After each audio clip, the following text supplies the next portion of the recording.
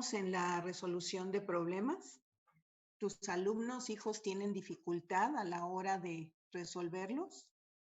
¿Te cuesta trabajo encontrarle formas de trabajar esta propuesta, de desarrollar habilidades? ¿No la entiendes del todo? Hola, ¿qué tal? Soy Laura Pérez, la fan de la matemática, y el día de hoy voy a compartir contigo 5 claves a considerar sobre la resolución de problemas. Bienvenido. Vamos a hablar básicamente de 5 puntos clave que es importante considerar a la hora de la resolución de problemas. Primero es tener claridad. Como igual que en los anteriores, eso es un objetivo básico, que tengamos claro cuál es la propuesta, qué se pretende, qué son la resolución de problemas, etc. Segundo, hay que permitirles resolver a ellos con sus propias estrategias. Tercero, hay que alternar tanto formas como tipos de problemas. Hay que diversificar, no solo se trata de resolver problemas. Y hay que potenciar las fallas. ¿Sí? Entonces, estos son los 5 aspectos que vamos a tratar el día de hoy en relación a resolución de problemas, que también le vamos a llamar situaciones problemáticas. Iniciamos con tener claridad. La resolución de problemas es una propuesta que viene aquí en México desde el Plan 93. En general, desde los años 50, 60, se ha escrito mucho acerca de la resolución de problemas. Hay muchos autores. El eje, el iniciador o el que muchos tomamos como referencia es Apolya, porque él estableció cuatro elementos que muchos los toman como pasos, ¿no? Pero él los maneja como 4 elementos para la resolución de problemas, y alrededor de esa propuesta se han generado muchas otras. Básicamente en los años 80, después del fracaso de la famosa matemática moderna, se busca una nueva propuesta y esta va encaminada a tomar la resolución de problemas como el eje para poder aprender matemáticas. Y como te decía hace rato, en México pues es a partir de la propuesta del Plan 93. ¿Qué tenemos que tener claro en relación a la solución de problemas? Que la resolución de problemas es un concepto amplio, no solo se trata de resolver problemas. Tenemos que entender que la resolución de problemas lo podemos considerar un proceso o un producto. Como proceso, básicamente lo que buscamos, 1, es desarrollar habilidades, y 2, es una metodología, es un enfoque, es una forma de trabajar la matemática o diferentes situaciones, porque el resolver problemas no es exclusivo del área de matemáticas. Matemáticas lo privilegia, ayuda a la argumentación, ayuda al razonamiento, y no es nada más propio de la matemática. Hablando de proceso de desarrollo de habilidades, ¿qué habilidades queremos que desarrollen los chicos? Queremos que desarrollen el que sepan observar, reflexionar, pensar, razonar, debatir, ir manejando un lenguaje propiamente, en este caso matemático, buscar planes, proponerlos y comprobar las posibilidades, ¿no? Esas son algunas de las tantas habilidades que se busca desarrollar en los chicos con esta propuesta. Obviamente esto lleva tiempo. Esto no es algo que se vaya a generar de manera espontánea, y esto se va trabajando con los chicos desde niveles de preescolar, pero siempre teniendo en mente que resuelvan problemas, sino todo lo que viene acompañando a esto, porque esta es la finalidad, que desarrollemos habilidades. Es una metodología, es un enfoque, es una forma que nos proponen para trabajar. ¿Y a qué busca darle solución? ¿O a qué busca mejorar? 1, atender a la diversidad. Cuando resolvemos problemas, nosotros podemos trabajar de manera diferenciada, y hay varias formas en que lo podemos hacer. Una puede ser colocar un mismo problema a todo el grupo y permitirle a cada uno de los chicos que lo resuelva a su modo y a su forma. Habrá quien utilice material, habrá quien haga dibujos, habrá quien utilice operaciones aritméticas, y cada uno, la idea es que utilice sus propias herramientas, ¿no? Sus propios elementos que tiene, y eso es una manera de trabajar de manera diversificada y de atender a la diversidad. Otra forma puede ser que hablando de un contenido o hablando de una situación, tú establezcas niveles en esa situación. Entonces, estamos hablando de un mismo contenido, estamos presentando una misma situación real y algunos se van a enfocar en el nivel básico de esa situación, otros en el nivel medio y otros en el nivel avanzado. Entonces, realmente la solución de problemas también te permite atender a la diversidad a través del trabajo diferenciado. Tiene que ser una actividad motivadora, ¿no? Que no digamos, vamos a resolver problemas y ya, ¿no? Tratar de entender que va a ser un reto, que debe ser posible para los chicos y tener cierto grado de dificultad, que no sea una respuesta rápida la que te den, porque entonces ya no es un problema o una situación problemática. Y otra parte importante de esta propuesta es tomar el error como parte del proceso. En educación ya desde hace mucho tiempo hemos buscado que se integre el error, ¿no? En muchas ocasiones el error lo hemos puesto como algo malo, como ya te equivocaste, ching, qué pena, ¿no? Y no, el error busca integrarse como parte del aprendizaje porque es precisamente a partir de él como yo me voy a dar cuenta de qué necesito aprender, ¿no? En esta etapa, por ejemplo, pues hemos aprendido a base de ensayo y error y nos hemos enfrentado a situaciones problemáticas muy diversas, obligados por las circunstancias. Y eso también, el error forma parte de este proceso. Y es precisamente esos errores que hemos cometido, la reflexión que hemos hecho sobre esos errores y los ajustes, lo que nos ha permitido aprender, avanzar, evolucionar. Entonces, la resolución de problemas como proceso atiende estas dos cosas, a desarrollar habilidades en los chicos y es una propuesta metodológica. Como producto, lo que estamos buscando es que los chicos desarrollen estrategias de solución, que no nada más busquen resolver o que empiecen a adivinar, ¿no? Que digan sumo, resto, multiplico, divido, no, sino que realmente comprendan, propongan, busquen cuáles pueden ser las opciones, de esas opciones elijan alguna, busquen una solución y después revisen lo que hicieron para ver si está dando solución a lo que están buscando. Entonces, como producto, no solo estamos buscando una respuesta, estamos buscando que los chicos aprendan a buscar estrategias de solución. Y para esto hay dos cosas que hay que hacer. Uno, permitirlas, es decir, que ellos busquen, que ellos vean cómo le hacen, que ellos resuelvan a partir del conocimiento, la comprensión y las herramientas que puedan tener. Y de alguna forma ver nosotros como observadores, como ya hablábamos la vez pasada, somos mediadores, nuestras herramientas son la pregunta y la observación, entonces a través de ellas ver, ¿no? Cómo lo entendieron, cómo lo interpretaron, de qué hicieron uso, de qué tomaron información, qué sabían, qué no sabían, etcétera. Y otro, proponerles estrategias de solución. Como les decía hace rato, Polia propuso unas actividades que muchos tomaron como, o tomamos como los pasos, son 4 pasos. Otras estrategias es por descubrimiento, también hay una serie de pasos, otros están las estrategias del método Singapur y hay muchísimas, ¿no? El chiste es cómo tener algunas o tener varias y ir llevando a los chicos en este proceso. Entonces, esto es lo primero que tenemos que tener claro. La solución de problemas como proceso y como producto. Segundo, permitirles resolver. ¿A quiénes? A los chicos. Que usen y expliquen sus propias formas de resolver. Dejar de pensar que solamente con operaciones aritméticas podemos resolver problemas. Esa es una forma de resolver y solamente algún tipo de problemas, porque hay problemas de diferente tipo. Hay problemas lógicos, problemas geométricos, problemas aritméticos, probabilidad y azar. Y como decíamos al principio, pues las situaciones problemáticas no solo se presentan en matemáticas, ¿no? Estamos nosotros ahorita ante una situación problemática y muchas de las situaciones que se nos han presentado, pues las hemos resuelto sobre la marcha.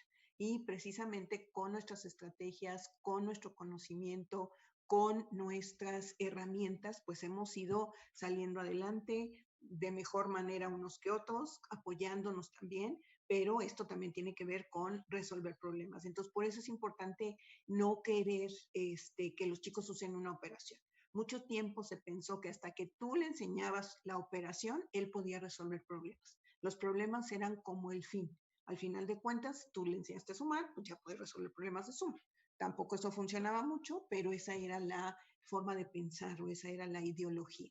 Ahora sabemos que las situaciones problemáticas se pueden tomar al inicio, puedes presentarlas durante los contenidos, durante las situaciones que estés trabajando o como una actividad de cierre. Y lo importante es que ellos usen y expliquen sus propias formas de resolver. También que compartan y se den cuenta que hay diferentes formas de resolver, que no solamente yo tengo una sola forma. Al compartir las formas en que resolvieron no solo el resultado, ellos nos van a dar pauta de cómo le hicieron ellos y van a escuchar. Y se van a dar cuenta a veces de decir, es que esa forma está más fácil. Ay, no, es que a esa forma no le entiendo. Es que ellos consideraron esto. Esa forma no lo sabía. Esto es más práctico, etcétera, ¿no? Entonces, y van viendo que hay diferentes caminos para poder resolver diferentes situaciones. Y también que analicen tanto el proceso como el resultado. No solamente nos vayamos a las respuestas correctas. También es importante que ellos expliquen cómo le hicieron para que vean ese proceso. Y en ese proceso intervienen tanto elementos cognitivos como procesos de atención, como elementos de comprensión lectora, vocabulario, etcétera. Y eso nos va a permitir también recibir información. Entonces, en este caso es permitirles a ellos usar sus propias estrategias. Poco a poco nosotros vamos a ir apoyándolos, guiándolos y proponiéndoles otras formas, pero la idea también es que ellos usen las suyas. Siguiente, alternar. Aquí vamos a ver dos opciones. Alternar o no sobre la forma de resolver. Dejar de pensar que cada quien solito va a resolver, ¿no? Podemos hacer pequeños grupos que pueden ser parejas, tríos, a lo mejor hasta cinco alumnos, hacer lo que se llama una plenaria, es decir, compartir entre todos vamos a proponer y hacer de manera individual, también hacer situaciones problemáticas en clase y también en casa. ¿Cuál es mi recomendación? Que las de casa sean después de haberlas trabajado en clase. ¿Sí? Evita dejar alguna situación totalmente nueva. ¿Por qué? Porque los papás tienen su concepción a partir de la resolución de problemas y entonces pueden no apoyarte o entorpecer este proceso. Entonces, si vas a dejar algún tipo de situaciones problemáticas en casa, procura que sea del tipo que ya trabajaste en clase para reforzarla, para consolidarla. ¿Sí? Entonces, esta es una forma de trabajar. La propuesta de SEB es empezar de forma individual, luego pequeños grupos y terminar la plenaria. Yo te recomiendo que no necesariamente sea ese orden. A veces empieza en pequeños grupos, a veces se empieza con plenaria, a veces sí empieza de forma individual, ¿no? Por ejemplo, hay situaciones que sí son complicadas y sabes que la mayoría de los niños no tienen los elementos o la comprensión para poderlo resolver o solo algunos. Entonces, el que empieza de manera individual, pues el que sabe, sabe, y el que no, pues ya se quedó y no, a veces no hacen el intento, ¿no? Se desmotivan de es que no le entiendo y es que no le entiendo y es que no le entiendo y de ahí no los mueves. Entonces, empezar en pequeños grupos, ¿no? Buscar equilibrar tus alumnos que ya tienen a lo mejor más avanzado el proceso, que sean los que puedan proponer y empezar a involucrar a sus compañeros y luego ya trabajar los diferentes. O si tú consideras que los niños tienen las herramientas, pues ¿por qué no también empezar de manera individual? Otra forma es también no pensar que el problema es solamente un texto escrito. De hecho, más o menos por el año 97, se empezó a introducir el término situaciones problemáticas, precisamente para evitar el que pensáramos que solamente podía ser un texto escrito el problema.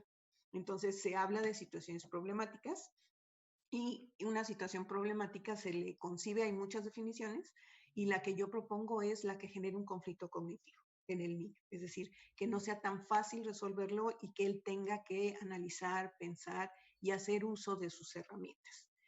Y esta alternar, pues que sea, por ejemplo, a partir de una ilustración, que no tenga que escribir. Tú sabes, los que me conocen saben que yo defiendo mucho que no abusemos de la parte escrita. No todo tiene que ser escrito. El que el niño escriba no te garantiza que esté aprendiendo. El escribir solamente es una forma en que tú puedes ir verificando, generando evidencias y a lo mejor reforzando, pero no abusemos de eso, podemos buscar una ilustración o una imagen o alguna situación, por ejemplo, en el periódico, hablando ahora de aprendizaje situacional o situado, pues se busca que las situaciones problemáticas o los problemas que vayan a resolver los chicos pues sean acordes a su realidad, a su comunidad. Entonces pueden traer alguna imagen, alguna ilustración o tú llevarla acorde y entonces a partir de ahí podemos hacer observaciones y podemos hacer preguntas. Y esto se puede hacer de forma oral. También podemos hacer ejercicios en donde tú hables, menciones los problemas de forma oral, es decir, que ellos estén escuchando. ¿Para qué? Para familiarizarse con el vocabulario, con los términos, cuánto más, cuánto menos, cuál es la diferencia, agrupar, ¿no? Entonces, que son términos propiamente matemáticos o utilizar esos ejercicios orales para incrementar su vocabulario. Muchas veces los chicos no tienen el vocabulario suficiente y eso también viene del proceso de comprensión lectora. Entonces, esto de forma oral les permite a ellos irse habituando a ciertas palabras, que tú pregunten a ver qué significa esta palabra, cuando estamos diciendo agrupar, a qué operación estamos haciendo alusión o con qué situación está representándose, etcétera. Otra, una actividad lúdica, un juego, puede ser una situación problemática, ¿no? Por ejemplo, jugar gato, jugar dominó, jugar la oca, todos esos pueden ser situaciones problemáticas en donde los chicos tengan que generar estrategias, que observar qué es lo que pasa, ver el que gana porque está ganando. Entonces eso también puede ser una situación problemática. Y pues también están los escritos, ¿no? Los problemas escritos, donde es un texto que el niño va a tener información y le van a pedir que busque otra información. Entonces, pero alternar. Entonces, alternar tanto la forma en que organizas como los tipos de problemas o materiales que utilizas para las situaciones problemáticas. Diversificar. Diversificar tiene que ver con que no te quedes con resuelvan los siguientes problemas. Normalmente la indicación en libros, cuadernos es resuelvan. ¿Por qué no les pedimos observa y reflexiona?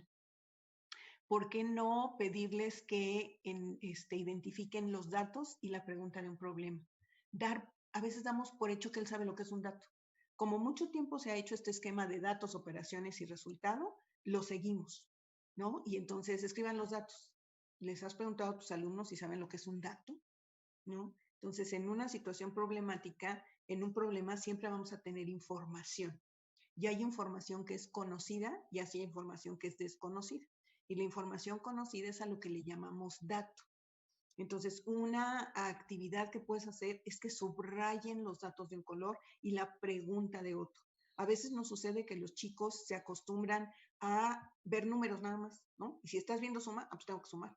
O estás viendo multiplicar, pues tengo que multiplicar. No leen, no leen. Entonces, de esta manera estás ayudando a que él conozca los elementos que pueden formar una situación problemática y que los identifique. ¿Cuáles son los datos? Repito, subrayado de un color y la pregunta de otro. ¿Por qué? Porque la pregunta es lo que te va a ayudar a dar una respuesta como frase completa. Entonces, y después verificar si tu respuesta está respondiendo a la pregunta del problema. Otro, que en los datos vean si todos se ocupan, si faltan datos, si sobran datos, y repito, no solamente resolver. Otra cosa que tú puedes hacer es darle los datos para que ellos planteen las preguntas. Les das información conocida y les plantea de 1 a 3 preguntas para estos datos. Y hasta ahí te vas haciendo de un banco de situaciones problemáticas que después ellos van a resolver. Otro es a la inversa. Les das la pregunta y ellos tienen que escribir qué datos necesitan para resolver esa pregunta. Esto ya es un nivel alto, es un nivel de reversibilidad. Y a veces pensamos que es muy fácil y no, es complejo. Y máxime si los niños no comprenden o no saben resolver problemas. Entonces, esto de diversificar es que no te quedes solo en resuelvan problemas. Hay muchas cosas que hacer alrededor del proceso de comprensión, el proceso de proponer soluciones en cuanto a los problemas. No nada más se trata, repito, de resolver. Entonces, diversificar es otro aspecto. Y nos vamos con el quinto elemento. El quinto elemento es potenciar las fallas. Ya hablábamos que es el error es parte de nuestro proceso de aprendizaje. Por lo tanto, es importante que nosotros utilicemos ese error. Y yo digo que no solo el error, también el acierto. Es importante que tus alumnos, cuando lleguen a una respuesta, sea correcta o no, expliquen cómo le hicieron. Si la respuesta es correcta y él sabe cómo le hizo, pues va a poder replicar el proceso, porque si no sabe cómo le hizo, pues es pura chiripa lo que hizo y ahora sí que le atinó y no va a poder replicar ese proceso. Por eso es importante que tanto en el acierto como en el error, nosotros les pidamos que expliquen cómo le hicieron, para que en caso de que esté bien, pues él pueda replicar este proceso con otras situaciones similares. Y en el caso del error, también es importante que él se dé cuenta. Normalmente les decimos, revisa, vuélvelo a leer. Y hay un momento en donde es necesario que trabajes la retroalimentación con los alumnos, de preferencia uno a uno o en pequeños grupos. ¿Para qué? Para que analices junto con ellas, con ellos, dónde está la falla, no solamente las señales, para que realmente te des cuenta cuál es la causa de esa falla, de ese error. ¿Por qué? Porque puede haber errores de comprensión, puede haber errores de atención, puede haber errores de procedimiento, ¿sí? Entonces, no puedes tratar de la misma manera estos diferentes tipos de errores. Con decir es que les voy a dejar más problemas de este tipo, no vas a solucionar esta parte. Y entonces, cuando tú les dices o le retroalimentas o le ayudas a los chicos a identificar dónde está la falla, a ver qué falló, pues es que no me fijé, me faltó atención. ¿No? Es que resolví mal la operación que utilicé o el procedimiento, no seguí todos los pasos o copié mal la cantidad. Aquí lo importante es analizarlo junto con ellos y no solo decirles está mal o decirles está mal aquí, ¿no? Sino empezar a hacer este análisis, esta reflexión, porque después lo que quieres es que él pueda seguir este mismo proceso. Entonces, estas son 5 claves que estamos viendo en relación a la solución de problemas, ¿no? Si llegaste hasta esta parte de este video, te pido que ya sea en Facebook o en YouTube, tú escribas de qué te diste cuenta el día de hoy con estas 5 claves que te acabo de compartir. ¿Sí? Entonces nos puedes a nosotros seguir en Facebook, vamos a estar subiendo información con nuestros videos, vamos a reanudar el darlos en vivo, ¿no? En tener la participación de ustedes, pero si no, pues vamos a usar estos medios precisamente para compartir información que puede ser valiosa y que espero que les pueda ayudar e iluminar y apoyar en su proceso de aula, en su trabajo con los chicos en esta nueva modalidad o en la modalidad presencial, porque son situaciones que realmente hay que seguir trabajando. La solución de problemas sigue siendo el eje de la enseñanza de la matemática. Entonces vamos a retomar estas 5 claves. Por un lado es tener claridad. Ya vimos que resolución de problemas es tanto un proceso como un producto, ¿no? Tenemos que es importante permitirles a ellos usar sus estrategias y pasaremos de la parte informal a la parte formal. Y es necesario que ellos experimenten, propongan, compartan, trabajen en equipo, etcétera. Alternar. Aquí en las diferentes formas, tanto de forma individual, en pequeños grupos, la plenaria, trabajo en clase, trabajo en casa, o partir de ilustraciones, hacer actividades lúdicas, hacer ejercicios orales, contestar situaciones que ya estén por escrito, ¿no? Diversificar. En diversificar es importante, como decía, que no solo es resuelve. Lo importante no es solamente el resultado. Lo importante, recuerda, si tomamos esto como proceso o como producto, lo que queremos es desarrollar habilidades en ellos.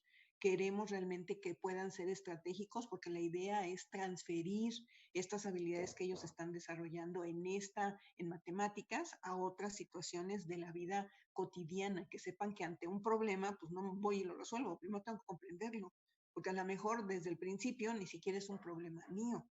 Entonces, si yo no comprendo la situación, si yo no identifico los elementos, pues puedo a lo mejor estar trabajando de manera excesiva o de manera equivocada o quemando esfuerzos en situaciones. Entonces, lo primero es reflexiona, observa, comprende, para que después empezamos ya a proponer y a seguir con los otros pasos. Y por último, potenciar las fallas, ¿no? Que realmente los errores que son parte del proceso de aprendizaje, pues nos sirvan para poder seguir aprendiendo. El problema no es que cometamos errores. Como seres humanos hemos y seguiremos cometiendo errores. El problema es que no reflexionemos sobre ese error y que no lo corrijamos, ¿no? Porque si no, después otra vez lo vuelves a cometer y otra vez lo vuelves a cometer y otra vez lo vuelves a cometer. Entonces hay que hacer esta parte de potenciar los errores, potenciar el error como parte de este proceso de aprendizaje. No le tengamos miedo, generemos en ellos pues sí, te equivocaste, entonces pues hay que ver en qué fallaste, porque de repente decimos te equivocaste y borran todo, ¿no? O quieren volver a empezar. No, recuerda, vamos a analizar y vamos a ir viendo parte por parte para identificar efectivamente dónde puede estar la falla, dónde puede estar el error, ¿sí? Entonces, bueno, agradecerte que estés aquí, que compartas con otros docentes si crees que les pueda ser de utilidad esta información, que estés al pendiente de otras grabaciones que hagamos de más información que podamos proponer. Recuerda, nuestro lema es aprendemos haciendo y lo compartimos con los demás. Entonces, si esto crees que le pueda servir a alguien más, pues ayúdanos a compartir. Soy Laura Pérez, la fan de la matemática, y espero verte pronto.